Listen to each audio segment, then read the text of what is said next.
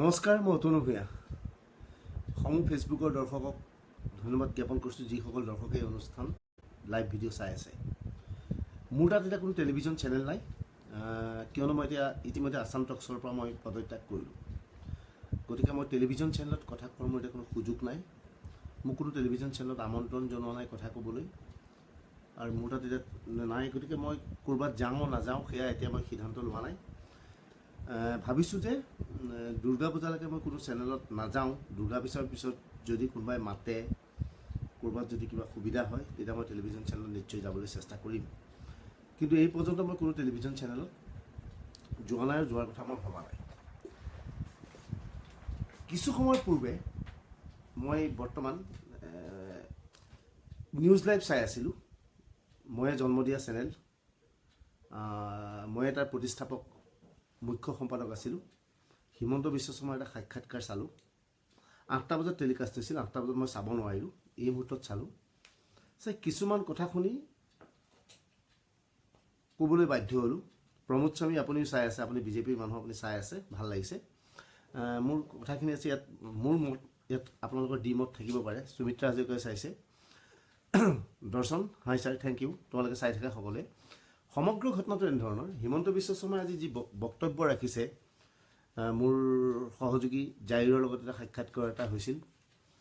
গোটেই সাক্ষাৎকাৰটোত মই কাকো দোষাৰোপ কৰিব পৰা নাই যে হিমন্ত বিশ্ব শৰ্মাক আজি কিছু বছৰ ধৰি দেখি আছোঁ যে নিউজ লাইভৰ বাহিৰে অন্য চেনেলত সাক্ষাৎকাৰ নিদিয়ে, জাৰিৰ হুছেইন বা ধ্ৰুৱ মহন্তৰ বাহিৰে বেলেগৰ ওচৰত সাক্ষাৎকাৰ নিদিয়ে। ভাল লাগিলে হয় যদি হিমন্ত বিশ্ব শৰ্মাই আন চেনেলত আহি তেওঁলোকৰ ওচৰত সাক্ষাৎকাৰ দিলে হয়, ভাল লাগিলে হয়। ডিৱাইত আহি পেলাই প্ৰাণজিতৰ ওচৰত সাক্ষাৎকাৰ দিলে হয়, কুমুদৰ ওচৰত সাক্ষাৎকাৰ দিলে হয়, ভাল লাগিলে হয়। নিতুমণি শইকীয়াৰ ওচৰত আহি পেলাই সাক্ষাৎকাৰ দিলে হয়, অজিত দাৰ ওচৰত সাক্ষাৎকাৰ দিলে হয়, বা দীপকৰ ওচৰত সাক্ষাৎকাৰ দিলে হয়, বা পৰাগমণি আদিত্যৰ ওচৰত নিউজ 18ত সাক্ষাৎকাৰ দিলে হয়। হয়তো তেওঁলোকে তেতিয়া মুক্তভাৱে প্ৰশ্ন কৰিব পাৰিলেহেঁতেন।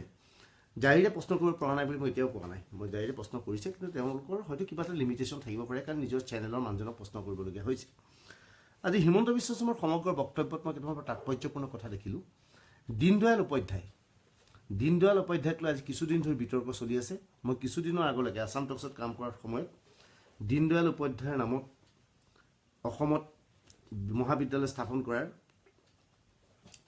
জুলেনে সুধিছে মই কোনটো চেনেলত আছোঁ। মই কোনো চেনেলত নাই। এতিয়া মই ফেচবুকত আছোঁ, মই তোমালোকৰ লগত আছোঁ, আপোনালোকৰ লগত আছোঁ, যিকিনা মই এতিয়া ফেচবুকেই মোৰ চেনেল, মোৰ কোনো চেনেল নাই। দীনদয়াল উপাধ্যায়ৰ নামত এখনৰ পিছত এখনকৈ মহাবিদ্যালয় স্থাপন কৰিবলৈ গৈছে।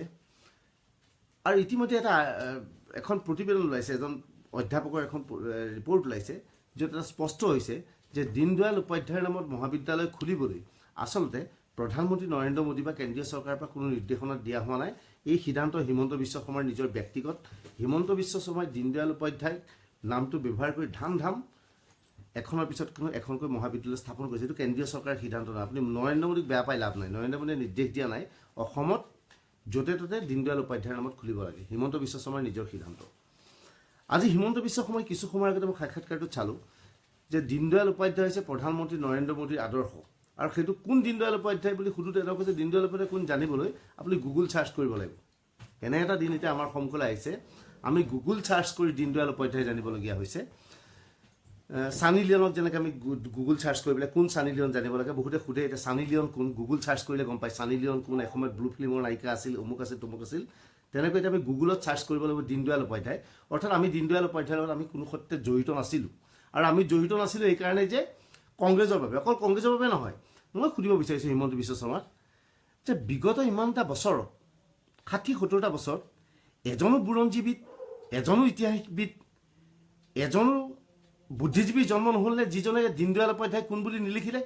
গুগলত যে মই চাৰ্চ কৰিবলগীয়া হৈছে ছানী লিয়নৰ নিচিনা। ছানী লিয়ন কোন সেয়া জানিবলৈ মই কিতাপ নাপাওঁ, গুগলত চাৰ্চ কৰিব লাগিব। এতিয়া দীনদয়াল উপাধ্যায় কোন সেয়া জানিবলৈ মই কিতাপ নাপাওঁ, গুগলত চাৰ্চ কৰিব লাগিব। মই ছানী লিয়নৰ সৈতে দীনদয়াল উপাধ্যায়ক তুলনা কৰিব বিচৰা নাই। কিন্তু হিমন্ত বিশ্ব গুগল বুলি কোৱালে মই এইকাৰণে মনত পৰিছে যে গুগলত আটাইতকৈ চাৰ্চ কৰা বিষয়টো হৈছে দীনদয়াল উপাধ্যায় নহয়, ছানী লিয়ন। সেইটো হিমন্ত বিশ্ব শৰ্মাই জনা উচিত। হিমন্ত বিশ্ব শৰ্মাক মই সুধিব বিচাৰিছোঁ যে যোৱা 70টা বছৰত কংগ্ৰেছ চৰকাৰে বাৰু দীনদয়াল উপাধ্যায়ৰ নামটো লুকুৱাই ৰাখিলে, এজন বুদ্ধিজীৱীৰ জন্ম নহ'ল নেকি? এজন দাৰ্শনিকৰ জন্ম নহ'ল নেকি?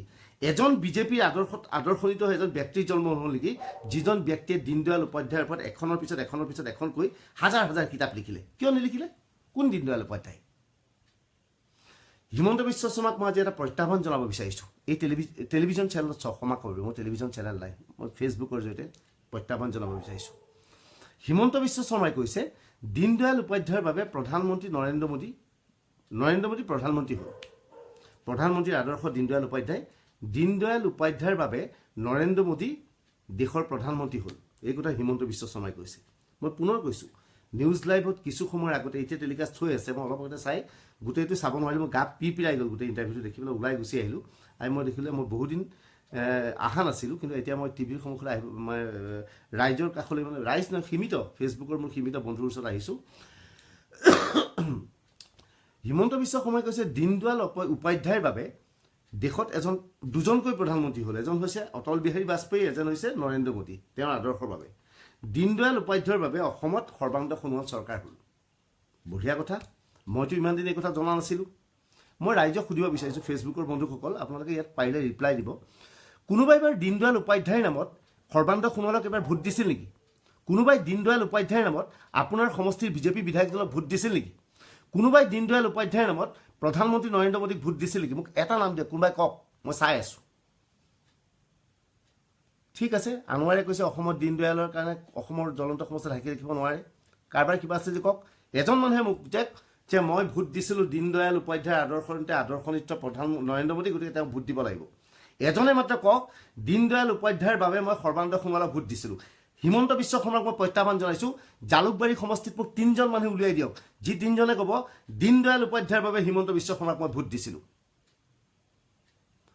ঠিক আছে কোনোবাই এতিয়া কৈ দিব হিমন্ত বিশ্ব শৰ্মাক ক'ব যে এতিয়া বিজেপি ইয়াত বহুত মানুহ আছে দুই এটাই ক'ব যে হয় আমি দীনদয়াল উপাধ্যায়ৰ বাবেহে বিজেপিক ভোট দিছিলোঁ ক'ব পাৰে ঠিক আছে এইবাৰ মোৰ হিমন্ত বিশ্ব শৰ্মাক প্ৰশ্ন প্ৰধানমন্ত্ৰী নৰেন্দ্ৰ মোদীক প্ৰশ্ন মোদী ডাঙৰীয়া বিগত নিৰ্বাচনত যেতিয়া আপুনি নিৰ্বাচনী প্ৰচাৰ চলাইছিল এখন নিৰ্বাচনী সভাত যেতিয়া আপুনি প্ৰচাৰ চলাইছিল মোক এখন নিৰ্বাচনী সভা দেখুৱাওক যিখন নিৰ্বাচনী সভাত আপুনি কৈছিল মই দীনদয়াল উপাধ্যায় আদৰ্শনিত গতিকে মোক ভোট দিয়ক মাননীয় হিমন্ত বিশ্ব শৰ্মা আপুনি মোক মাননীয় হিমন্ত বিশ্ব শৰ্মাক আপোনাক অনুৰোধ জনাইছোঁ মোক এখন নিৰ্বাচনী সভাৰ ভিডিঅ' ফুটেজ দিয়ক আপোনাৰ নিজস্ব টেলিভিজন চেনেল আছে আজি 1.5 ঘণ্টা 2 ঘণ্টা বহি আছে এটা টেলিভিছনত 5 মিনিট সময়ত আপুনি এটা ভিডিঅ' ক্লিপিং দেখুৱাওক যিটো ভিডিঅ' ক্লিপিঙত আপুনি কৈছিল দীনদয়াল উপাধ্যায়ৰ বাবে অসমৰ ৰাইজে তৰুণ গগৈক ভোট দিব নালাগে ভোট দিয়ক সৰ্বানন্দ সোণোৱালক ভোট দিয়ক বিজেপিক ভোট দিয়ক নৰেন্দ্ৰ মোদীক পাৰিব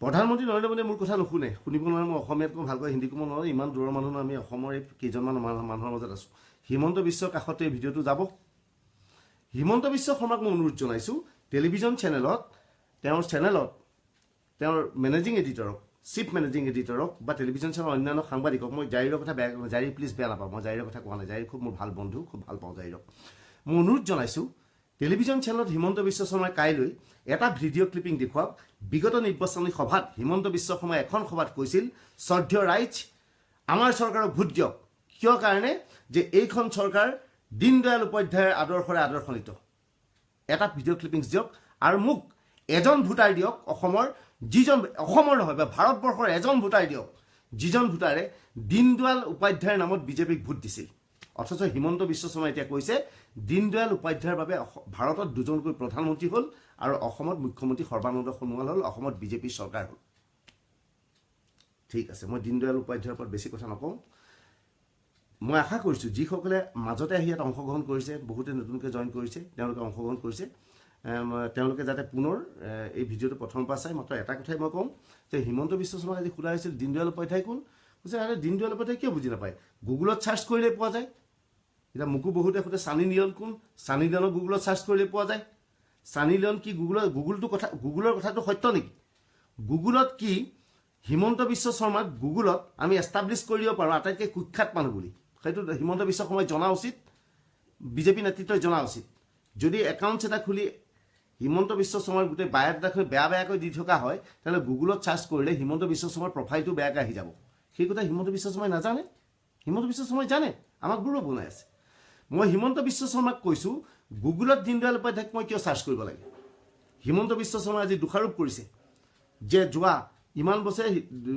আমি দীনদয়াল উপাধ্যায়ক চিনি নাপালোঁ এইবাবেই যে কংগ্ৰেছে তেওঁক প্ৰতাৰণা কৰিছিল, কংগ্ৰেছে তেওঁক জানিব দিয়া নাছিল। কংগ্ৰেছ গুলি মাৰা। এজন বুদ্ধিজীৱী কিয় জন্ম নহ'ল, এজন ইতিহাসবিদ কিয় জন্ম নহ'ল, এজন গৱেষক কিয় জন্ম হ'ল যিজনে দীনদয়াল উপাধ্যায়ৰ ওপৰত কিতাপ লিখিলে? ঠিক আছে, দীনদয়াল উপাধ্যায়ৰ নামত কলেজ খুলিবলৈ প্ৰধানমন্ত্ৰী নৰেন্দ্ৰ মোদীয়ে নিৰ্দেশ দিয়া নাই। এই নিৰ্দেশ দিছে হিমন্ত তৈলমৰ্দন। হয়, এজনে কৈছে তৈলমৰ্দন, তৰুলতা আহিছে, তৰুলতা আছে। হিমন্তৰ চিনেমাখন ফ্লপ আছে দিনক দিনে। এইবাৰো হিমন্তই কৰা আন এটা বিষয়, যিটো বিষয় লৈ মোৰ গাত জ্বলি আছে, মোৰ গাত জ্বলি আছে। মই এটা টেলিভিশ্যন চেনেল থকাহেঁতেন মই চিঞৰি চিঞৰি ক'লোহেঁতেন, যদিহে মোক মেনেজমেণ্টে বাধা নিদিলে। আজিকালি টেলিভিশ্যন চেনেলটো বৰ দিগদাৰ কাম কৰিবলৈ, তাতকৈ ফেচবুকটো বহুত ভাল। ইয়াত মনৰ কথা কৈ দিব পাৰি। কালি হয়তো কৰিলে কোনোবাই এৰেষ্ট কৰিব পাৰে, এৰেষ্ট কৰিলে হয়তো ফেচবুকৰ বন্ধুবিলাক আছে, তেওঁলোকে হয়তো প্ৰটেষ্ট কৰিব, কৰিলেও কৰিব, নকৰিলেও নাই। কিন্তু সঁচা কথা ক'বলৈ এখন প্লেটফৰ্ম আমি ফেচবুকত লাইভ প্লেটফৰ্ম এটা পাইছোঁ। টেলিভিশ্যন চেনেলত আজিকালি কথা ক'ব নোৱাৰি, টেলিভিশ্যন চেনেলত কথা ক'ব নোৱাৰি। সন্ধিয়া 8 বজাত টক শ্ব'ত, পলিটিকেল টক শ্ব' আজিকালি নহয়, গানা বাজানা, জুবিন গাৰ্গ, মিছন চাইনা, দুৰ্গা পূজা এটা প্ৰস্তুতি চলিব। পলিটিকেল ডিছকাশ্যন কৰিব নোৱাৰে, কাৰণ পলিটিকেল ডিছকাশ্যন কৰিলে গালি পাৰিব লাগিব চৰকাৰখনক, গালি পাৰিব লাগিব নীতিক, যিটো মেনেজমেণ্টে বেয়া পায়। গতিকে এইবোৰ বাদ দিয়া, কেইটামান মাতি আনে, গান গোৱা, পুৰণা দিনৰ গান গোৱা, জুবিন গাৰ্গৰ গান গোৱা, নতুন প্ৰতিভা আনা, সেইবিলাকে টেলিভিশ্যন চেনেল 8টা বজাৰ টক শ্ব'ত চলি আছে অসমত। আমাৰ এতিয়া কোনো বিকল্প নোহোৱা হৈছে। টেলিভিশ্যন চেনেলে কথা ক'বলৈ সুযোগ নাই। টেলিভিশ্যন চেনেল আপুনি আগ্ৰহেৰে চাই আপোনাৰ মনৰ কথা ক'ব নেকি? নাই, তেওঁলোকে ক'ব নোৱাৰে। কিয়নো তেওঁলোকে সেইবোৰ ক'বলৈ সময় নাই। তেওঁলোকে সেইবোৰ ক'লে মেনেজমেণ্টে বেয়া পাব। তাৰ পৰিৱৰ্তে গানা চলোৱা, বাজানা চলোৱা, কণা এটা মাতি আনা, বুবা এটা মাতি আনা, তাক আনি পেলাই টিভিত লৈ আনা, দীঘলীয়া 1.5 ঘণ্টালৈ TRP বহোৱা, সেয়া হৈছে এতিয়া আমাৰ কৰ্তব্য। অতি ক্ষোভেৰে কৈছোঁ, মই সকলোকে কোৱা নাই। হিমন্ত বিশ্ব শৰ্মাই আজি হীৰেণ গোহাঁইক গালি পাৰিছে। হীৰেণ গোহাঁই ছাৰৰ লগত মোৰ খুব ভাল সম্পৰ্ক নহয়, বা বেয়া সম্পৰ্ক নহয়, বা খুব ফৰ্মেলিটি নাই। গোহাঁই ছাৰক মই দুবাৰ এবাৰ ইণ্টাৰভিউ কৰিছোঁ। গোহাঁই ছাৰে মোক চিনি পায়, গোহাঁই ছাৰকো মই চিনি পাওঁ। মোৰ আদৰ্শ পুৰুষো হীৰেণ গোহাঁই নহয়। হীৰেণ গোহাঁইক আজিকালি নহয়, আগৰে পৰা হীৰেণ গোহাঁইৰ মোৰ খুব ঘনিষ্ঠ সম্পৰ্ক নাই। আৰু দ্বিতীয়তে মই এটা খুব বস্তু বেয়া পাওঁ, কৈছোঁ আৰু বেয়া পালে যি হ'ল যি হ'ব। এই যে আজিকালি প্ৰটেষ্টবিলাক হয়, চৰকাৰৰ বিৰুদ্ধে প্ৰটেষ্ট, তাত আমাৰ সাংবাদিক কিছুমান চেনেলৰ মুখ্য সম্পাদক, চেনেলৰ সাংবাদিক উপস্থিত হয়, পেপাৰৰ সাংবাদিক উপস্থিত হয়। মই বুজি নাপাওঁ, এই প্ৰতিবাদী কাৰ্যসূচীত সাংবাদিক কিয় উপস্থিত হয়? সাংবাদিক ৰিলেটেড বস্তু নহয়।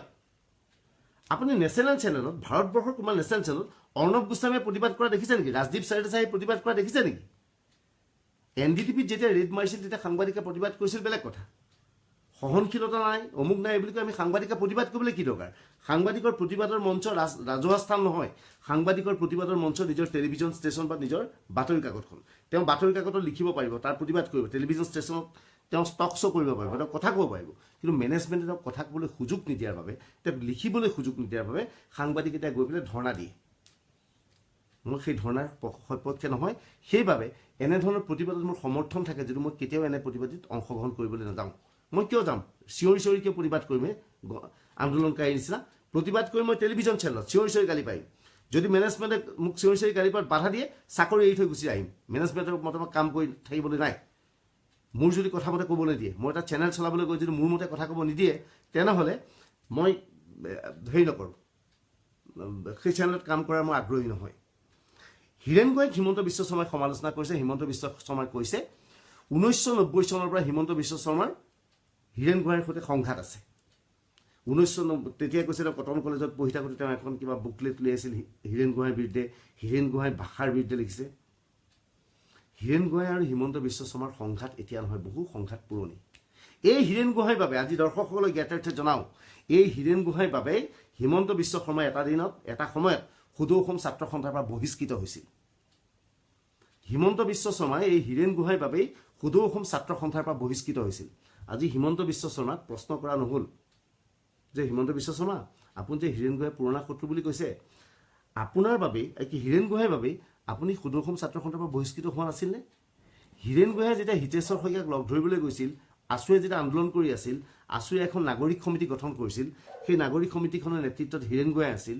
সেই সময়ত সেই নাগৰিক সমিতিক ওলাই দি আপুনি আছুৰ হৈ মনে মনে হিতেশ্বৰ শইকীয়াৰ কাষ পাইছিল, সেই কথাটো হীৰেণ গোহাঁই বা আছুৱে গম পোৱা নাছিল।